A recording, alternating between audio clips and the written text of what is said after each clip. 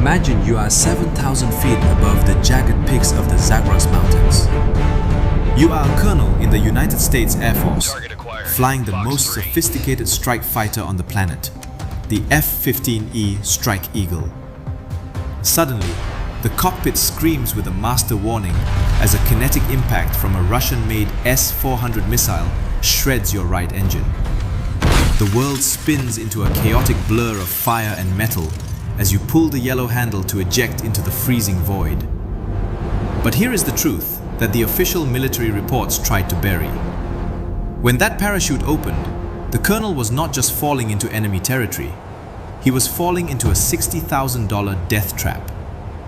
The Islamic Revolutionary Guard Corps had already intercepted his emergency beacon, and their elite Saberin units were already mounting their trucks.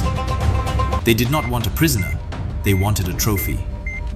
This is the untold story of the 48 hours where one man outmaneuvered an entire army on their own soil. And it all started with a single, devastating mistake by the Iranian High Command.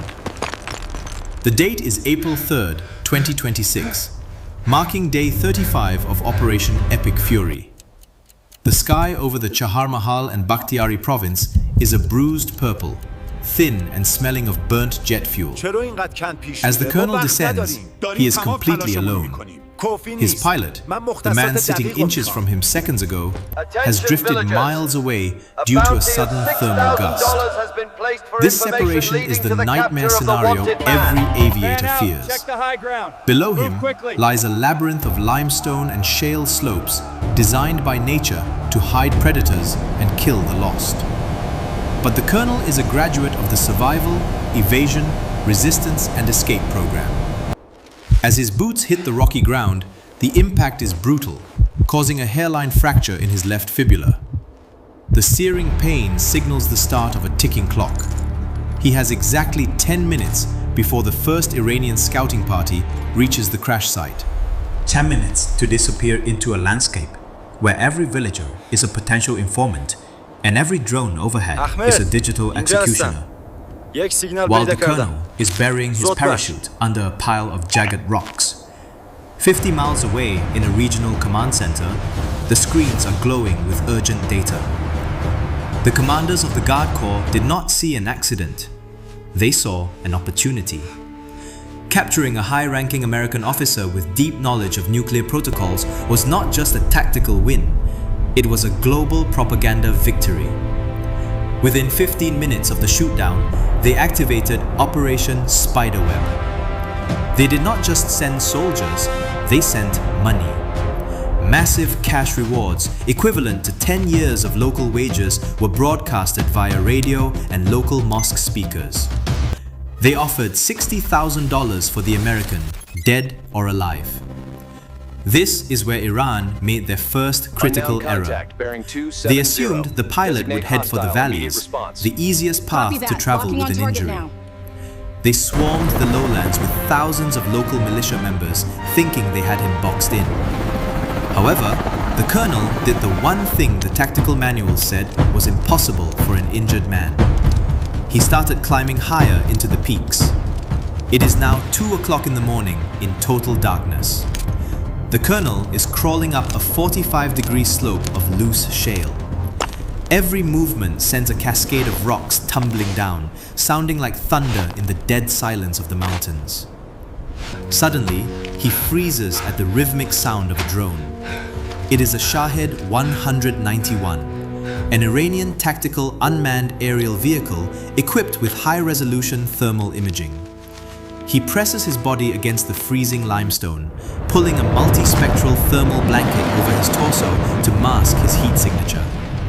He holds his breath as his heart rate climbs to 140 beats per minute. Through the thin fabric, he sees the red glow of a flashlight just 50 yards below him. He hears voices speaking Farsi and the clatter of rifles. The commandos are so close, he can smell the diesel from their idling trucks in the valley below. One soldier stops and points his light directly at the crevice where the colonel is hiding. The beam of light dances inches from his face, illuminating the dust in the air. The colonel reaches for his sidearm. knowing the rules of engagement. If he fires, his position is compromised and he dies. If he stays perfectly still, he remains a ghost. Just as the tension reaches a breaking point, the Iranian soldier shouts something to his commander and moves away toward a different shadow. He has found something on the ground, not the colonel, but a piece of equipment that will change the entire course of the rescue mission. As the trucks roar to life and head toward a different ridge, the colonel realizes that the hunt has only just moved into its most dangerous phase. The mistake the Iranians made in that moment would buy him exactly 1 hour of time, an hour he would use to prepare for the largest firefight in the history of Special Operations Rescue. The discovery of the empty ejection seat and a discarded emergency beacon by the Iranian commandos marks the beginning of the most expensive hunt in the history of the Middle East. While the soldiers below celebrate what they believe is a trail of breadcrumbs, the colonel is already 400 meters higher, wedged into a narrow limestone crevice. His left leg is pulsing with a dull, rhythmic throb from the fracture, a reminder that every step is a gamble against his own biology. He knows the Iranians are not just looking for a man, they are looking for a political prize worth $60,000 in cold cash. In the small mountain villages of the Chamahar and Bakhtiari province, the mosques have stopped their traditional calls to prayer. Instead, loudspeakers blare instructions for local militias to form human chains across the valleys. The grit of a decade of wages is a powerful motivator, turning every shepherd and farmer into a pair of eyes for the Revolutionary Guard. 3 hours after the crash, at 5 o'clock in the morning, the colonel reaches a plateau that gives him a momentary tactical advantage. From this height, he can see the headlights of hundreds of Iranian vehicles snaking through the mountain passes like a glowing river of steel. He pulls out his combat survivor evader locator radio, a device designed to be ejection-proof and nearly impossible to track. He does not make a voice call. A voice call is a death sentence that the Iranian electronic warfare units can triangulate in seconds. Instead, he sends a burst of encrypted data that lasts less than 1/10 of a second. The message is simple: injured but mobile, enemy strength increasing, request extraction window at Alpha Site. Thousands of miles away, and also just hundreds of miles away on an aircraft carrier in the Persian Gulf, the silent signal is received. The entire machine of the United States military begins to turn, but the gear wheels are grinding against the reality of Iranian air defenses. The problem for the rescuers is not just the terrain, it is the density of the opposition. The Iranian general in charge of the search has realized that the colonel is not in the valleys. He orders his elite mountaineer units to begin a vertical sweep of the ridges. These are men trained in the same harsh conditions, carrying thermal optics that can spot a human heartbeat from 1,000 meters away. The colonel watches through his own night vision goggles as a team of 6 Iranian commandos begins to climb toward his exact position. He has no choice but to move, but moving on a fractured leg on loose shale is a recipe for noise. He uses a technique learned in the elite survival schools, moving only when the wind gusts are at their strongest to mask the sound of sliding rocks. He is playing a game of chess, where the board is a mountain, and the opponent has 1,000 more pieces than he does. As the first light of dawn begins to touch the highest peaks of the Zagros Mountains, the colonel finds a natural cave system created by centuries of erosion. He slides inside, his breath coming in ragged gasps as the cold air cuts through his flight suit. He has to stay motionless for the next 12 hours of daylight. He rations his water, taking only a single sip every 2 hours, and consumes a high-calorie emergency paste that tastes like chalk. Outside, he can hear the roar of Iranian F-7 fighter jets screaming overhead, searching for any sign of a rescue helicopter. He knows that as long as those jets are in the air, no American bird can get close to him. The tension is not just in his muscles, it is in the silence of the cave. He is a highly respected officer, a man who has commanded hundreds of airmen, and now his entire world has shrunk to the size of a 5-meter stone room. By midday, the heat in the mountains begins to rise, creating thermal ripples that distort the view of the valley. The colonel watches from the shadows of his cave as a group of local militia members passes just 20 meters from his entrance. They are shouting to each other, waving their rifles with an excitement fueled by the promise of the cash bounty. One of them stops to light a cigarette, his eyes scanning the rocks. The colonel grips his survival knife, his knuckles white. If he is found now, the mission ends in a bloodbath before the special operations teams can even cross the border. The militiaman looks directly at the dark opening of the cave for 3 long seconds. Those 3 seconds feel like 3 hours to the colonel. Eventually, the man spits on the ground and continues walking, his boots crunching on the dry earth. The colonel realizes then that he is not just fighting a military, he is fighting an entire population incentivized by his capture. As the sun begins to dip below the horizon, the second encrypted burst arrives on the colonel's radio. The message is short and chilling. Primary extraction aborted. Heavy enemy anti-air presence. Hold position and prepare for high-volume fire support at 2300 hours. The colonel looks at his watch. He has 5 more hours of hiding before the most daring rescue operation in history begins. He knows the Iranians have also received intelligence that something is coming.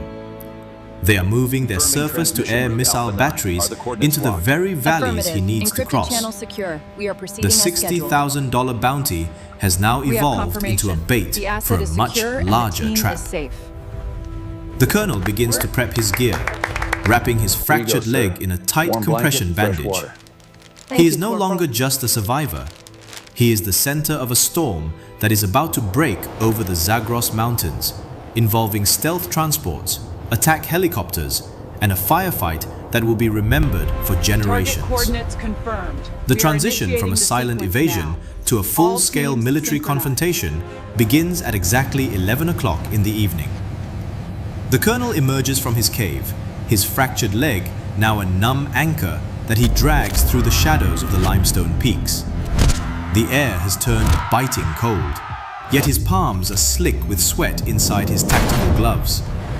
Overhead, the stars are blotted out by a layer of thin clouds, providing the perfect canvas for the Nightstalkers of the 160th Special Operations Aviation Regiment to begin their ingress.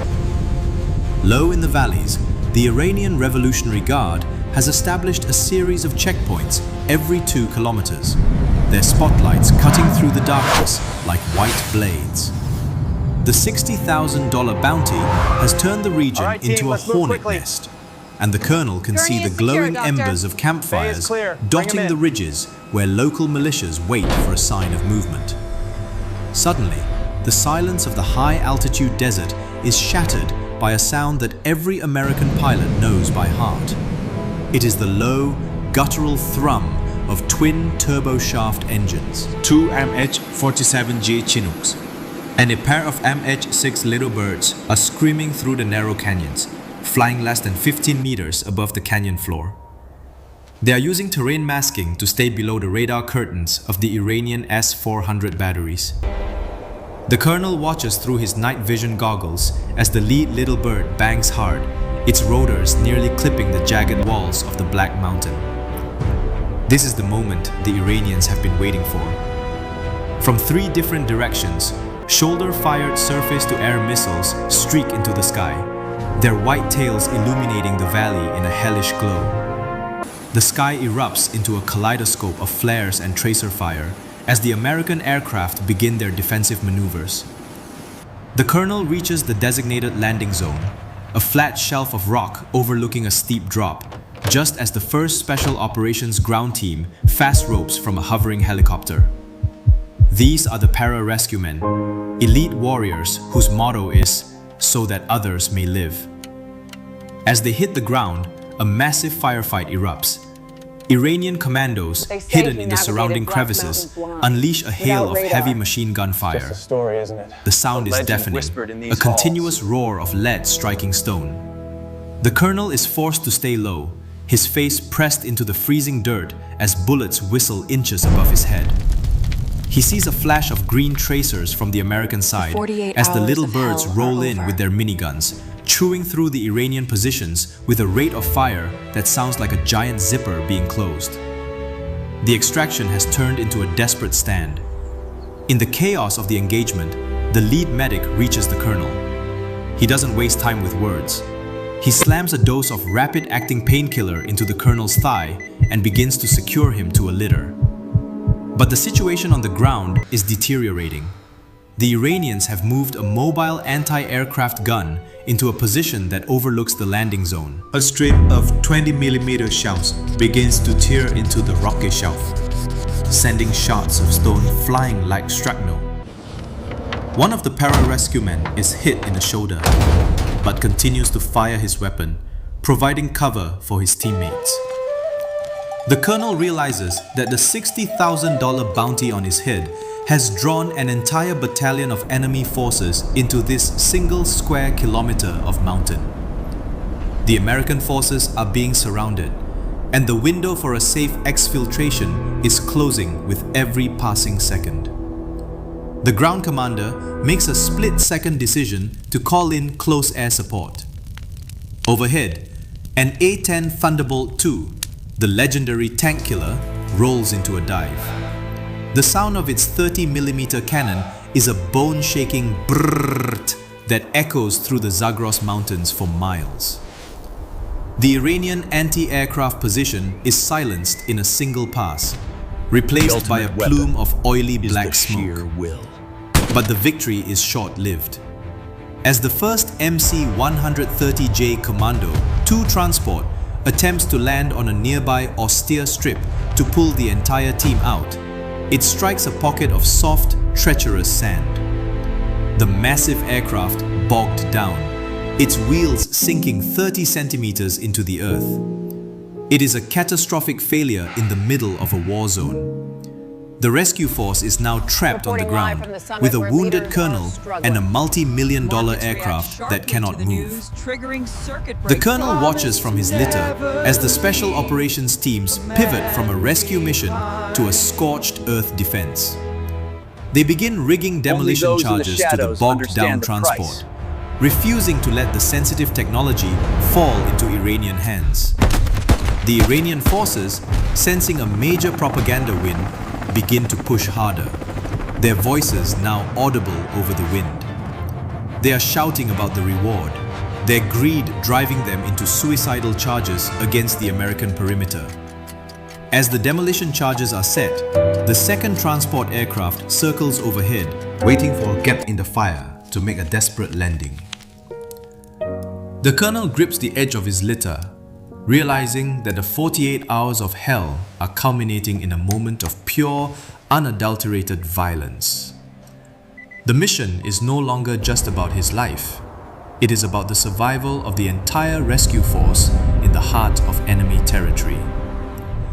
The detonation of the bogged-down transport aircraft sends a shockwave through the canyon that briefly silences the entire battlefield.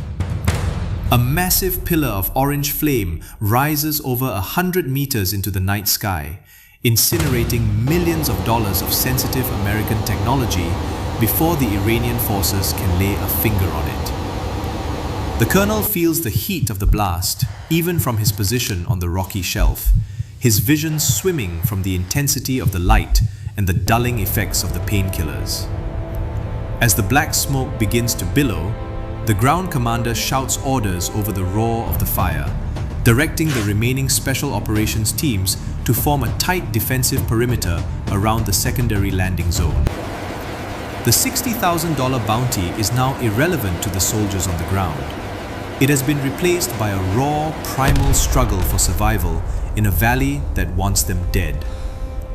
The Iranian Revolutionary Guard, enraged by the destruction of their potential prize, launches a final desperate assault from the eastern ridge. Waves of infantry, supported by armored personnel carriers, begin to pour down the slopes. The sound of heavy machine gun fire becomes a constant rhythmic hammering against the limestone boulders. The colonel watches as the para-rescuemen return fire with surgical precision, their green laser designators cutting through the smoke to mark targets for the overhead aircraft. Suddenly, a pair of Little Bird helicopters banks low over the perimeter, their rocket pods erupting in a series of flashes that ripple across the Iranian line. The explosion turned the rocky slope into a graveyard of twisted metal The and capsule dust. is secure on the surface. But the Iranians are relentless, driven by a combination of nationalist fervor and the promise of a life-changing reward. In the middle of this chaos, the second transport aircraft makes its final approach. The pilot of the MC-130J, Commando 2, performs a maneuver that defies the laws of physics, dropping the massive bird onto a narrow, uneven strip of dirt while being peppered by small arms fire. The tires scream as they hit the ground, and the rear cargo ramp drops before the plane even comes to a complete stop. The special operations teams begin a disciplined retreat, moving in a leapfrog pattern to maintain a wall of lead between themselves and the closing enemy. The colonel is hoisted into the belly of the plane, his litter secured by a crew chief who looks barely old enough to drive. Despite his injuries, the colonel feels a surge of adrenaline as he realizes that the impossible is actually happening. The net is being pulled back just as it was about to close. As the last soldier sprints up the ramp, the Iranian forces reach the edge of the airfield. A rocket-propelled grenade streaks past the tail of the aircraft, missing the vertical stabilizer by less than a meter. The pilot hammers the throttles forward, the four powerful engines roaring with a defiance that vibrates through the bones of every man inside. The aircraft lurches forward, kicking up a massive cloud of desert sand that blinds the attackers. For a few agonizing seconds, the plane bounces over the rocky terrain, struggling to find enough lift in the thin mountain air. Then, with a sudden lightness, the wheels leave the ground and the Zagros Mountains begin to shrink beneath them. The colonel closes his eyes as the interior lights of the cargo bay flicker, the sounds of combat finally fading into the steady, mechanical hum of a successful exfiltration. 30 minutes later, as the aircraft crosses into friendly airspace, the tension inside the cabin finally breaks. The para-rescuemen begin to check their gear, their faces streaked with soot and sweat, while the medic monitors the colonel's vitals. The mission is officially complete, but the cost is etched into the silence of the crew. They have left behind the charred remains of a legendary aircraft and a mountainside littered with the evidence of a secret war. The colonel looks at the men who risked everything to bring him home and realizes that the 48 hours of hell were never just about one pilot. They were a testament to a creed that refuses to accept defeat, no matter the price or the odds. As the sun begins to rise over the horizon, painting the clouds in shades of gold and crimson, the colonel finally allows himself to breathe, knowing that the most dangerous hunt of his life has ended in a victory that the world will never fully understand. The interior of the transport aircraft is bathed in a dim red light as it climbs steeply to clear the final mountain ridges of the Iranian border. The colonel lies on his litter, the rhythmic vibration of the four turboprop engines acting as a strange lullaby after the chaotic symphony of the firefight. His breathing is shallow but steady, and for the first time in 48 hours, the adrenaline that had been masking his pain begins to recede, replaced by a crushing weight of exhaustion. He watches the shadows of the para-rescuemen as they move with practiced efficiency, checking each other for wounds and repacking their medical kits. There is no cheering or celebration inside the cargo bay, only the quiet, professional focus of men who have stared into the abyss and survived to tell the tale. As the aircraft reaches its cruising altitude of 30,000 feet, the medic leans over the colonel to check the splint on his fractured leg. The medic offers a small, weary smile and a thumbs up, a silent communication that speaks louder than any words in the loud cabin. The colonel looks toward the open flight deck, where the pilots are communicating with regional command centers through encrypted satellite links. He knows that across the globe, in high-level briefing rooms and operation centers, the tension is finally breaking.